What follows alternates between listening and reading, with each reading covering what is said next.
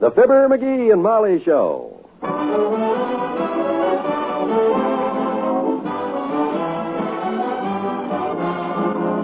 Every weekday at this time, NBC brings you Fibber McGee and Molly transcribed. The show is written by Phil Leslie and Ralph Goodman and directed by Max Hutto.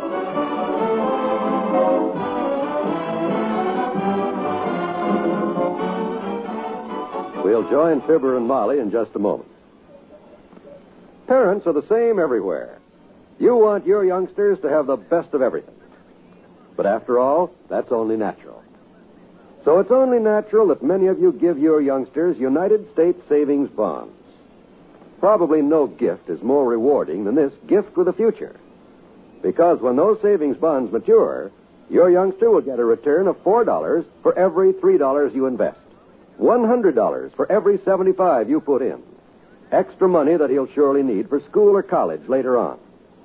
In the meantime, tell him what it means to have his name on a savings bond. Explain how he's Uncle Sam's partner.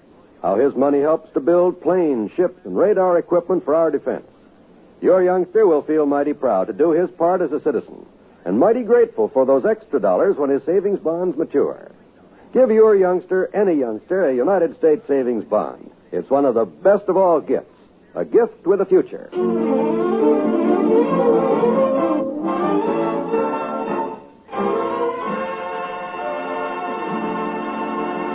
And you know what Mort says to me then? The big smart aleck. McGee, he says, you'll never teach that parakeet how to talk, he says, because to do that, you have to be smarter than the bird, he says. Hand me the bird seed there, dearie. Thanks. But I had a very smart comeback for that guy, Molly. You know what I said? I looked the big windbag right in the eye, and I says to him, listen, Toops, I says.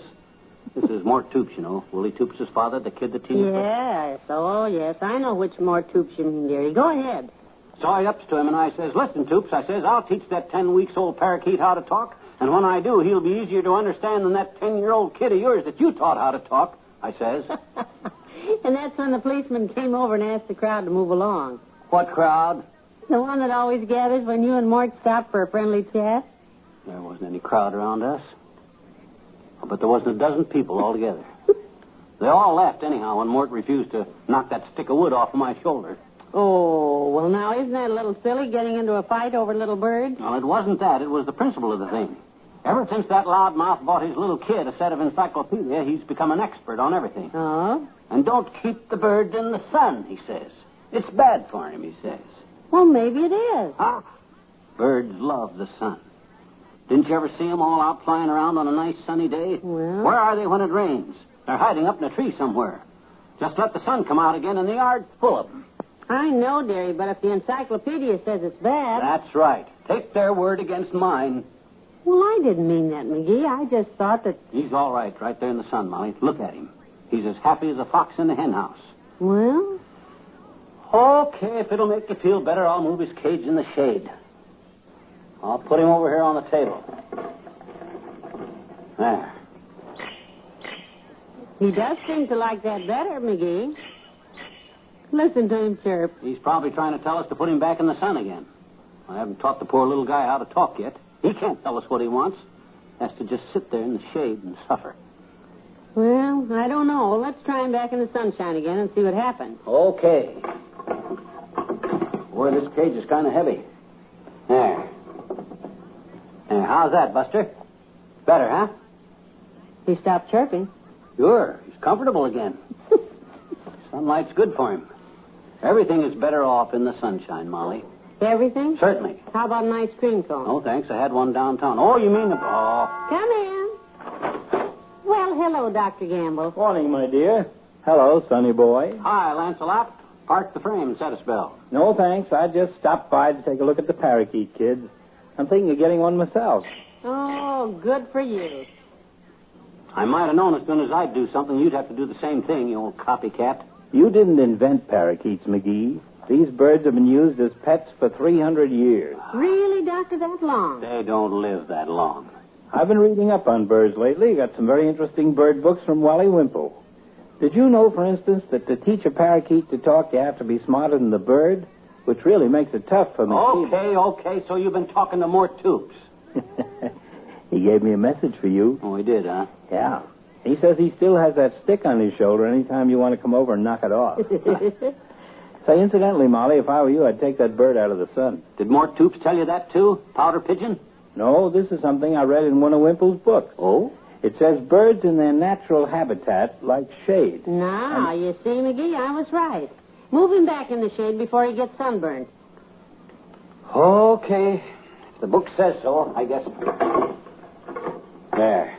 Back on the table again. In fact, this whole chapter I read last night was very interesting, Molly. All about parakeets, was it? No, this particular chapter was on the American bald eagle. Bald eagles? Yeah, well, it stands to reason, of course, that if a big bird like the eagle doesn't like too much sunshine, a delicate little parakeet would... McGee, what are you doing with the bird cage? I'm moving it back in the sun again. But the doctor just said that even a bald eagle can't stand... Look, kiddo, if a guy has a bald head, he stays out of the sun. But if he's got a hat, how can it hurt him? This bird has enough feathers on the top of his noggin to protect him from the rays of the sun. He's no bald-headed eagle. And furthermore, what does that guy know about it?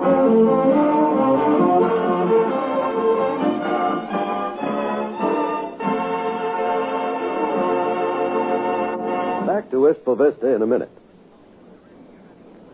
We Americans have always been known as a generous people. Perhaps it's because we realize our good fortune in being in a position to give that we're so ready to share with those less fortunate in all parts of the world.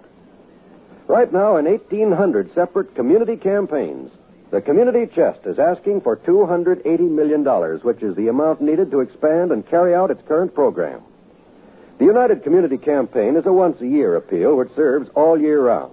When you give to your local community chest, you have the satisfaction of knowing that you're donating to worthy causes of all kinds, both in this country and abroad. You're helping to care for underprivileged children as well as for the lonely aged. You're showing your concern for our servicemen as well as for the Korean homeless. By eliminating many separate appeals, which would be more costly in money, time, and effort, your gift to the community chest is able to do more for the many. Bear that in mind when you make your contribution to the United Community Campaign.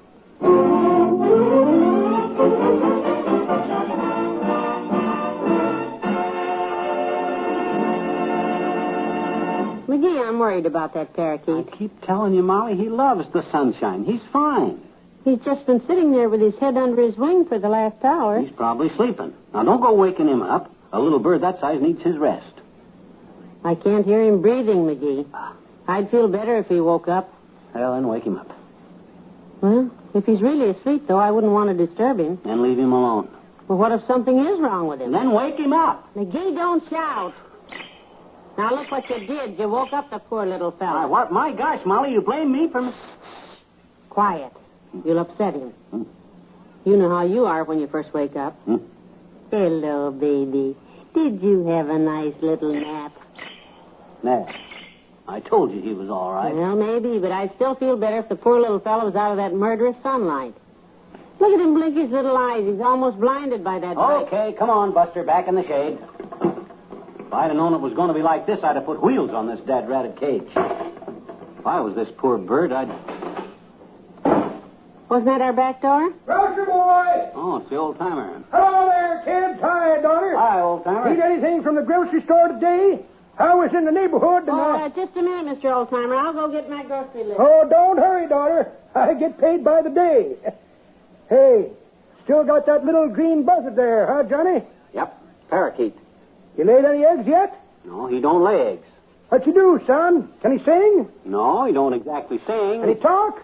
Well, not yet. Can he smoke a cigar? I knew a parrot once. No. This bird don't smoke. Can he skip rope? Turn somersaults? No. He just sits there on his... He's a good flyer, though, huh? Bet he flies real good. He can't fly at all. His wings are clipped. Must make a very interesting pet, Johnny.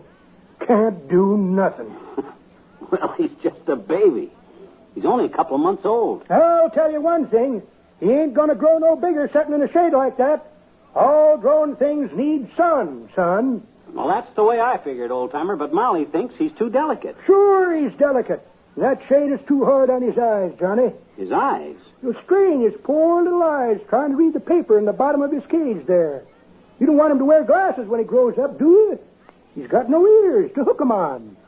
Yeah, that's... Anyways, all living things love sunshine, Johnny. That's right. I don't know why I listen to all these people. I'm moving this cage back in the sunshine right now. There he is in the sun, and that's where he's staying. You see, he likes it.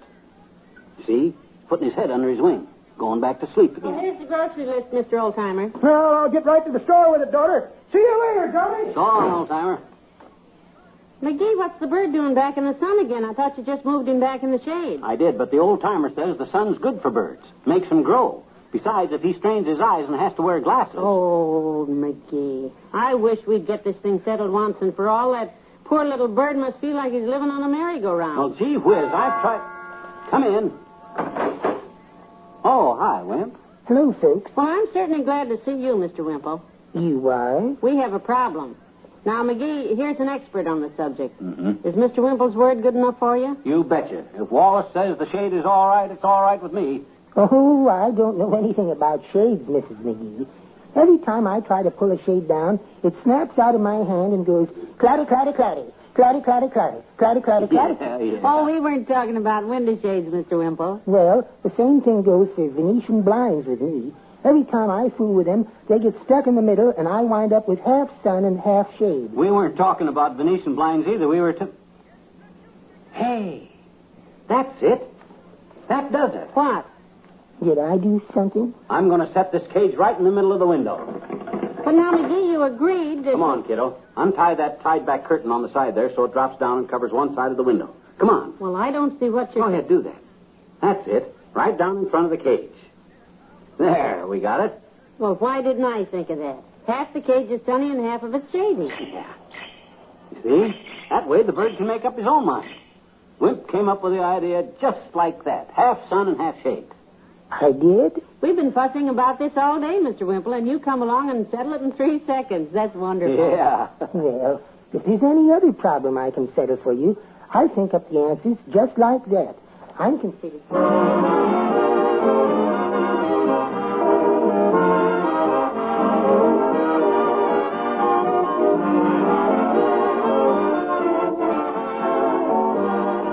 Fibber and Molly will be right back. Well, here we are, all ready to start off on another weekend again. But every time we get to the end of one of them, you can be sure of wonderful entertainment all day Sunday on the NBC radio network. There's NBC's revolutionary new Sunday newspaper of the air called Weekend. There's great dramatic entertainment on Theatre Royal and the NBC Star Playhouse. Adventure with James Stewart as the six-shooter. Music on the Golden Voices. Your favorite motion picture stars on 2 fine shows, The Hollywood Story and Ask Hollywood. A new concept of history is brought to your radio speaker on Stroke of Fate, while Bob Considine brings you news and views on the present-day world. These and many more wonderful programs bring the nation's best entertainment into your homes every Sunday when you set your dial to this, your NBC station. Always remember to tune where you hear the familiar 3 NBC chimes. They're your invitation to the best radio entertainment.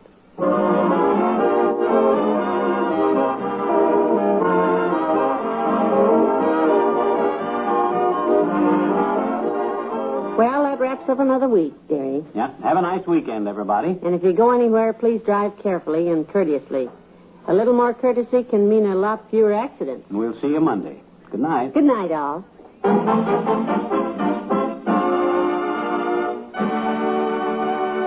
NBC has brought you the Fibber McGee and Molly program, transcribed with Bill Thompson as the old-timer and Wallace Wimple and Arthur Q. Bryan as Dr. Gamble.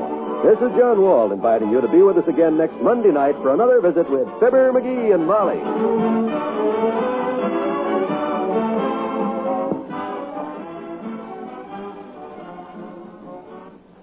Laugh with Can You Top This next on the NBC Radio Network.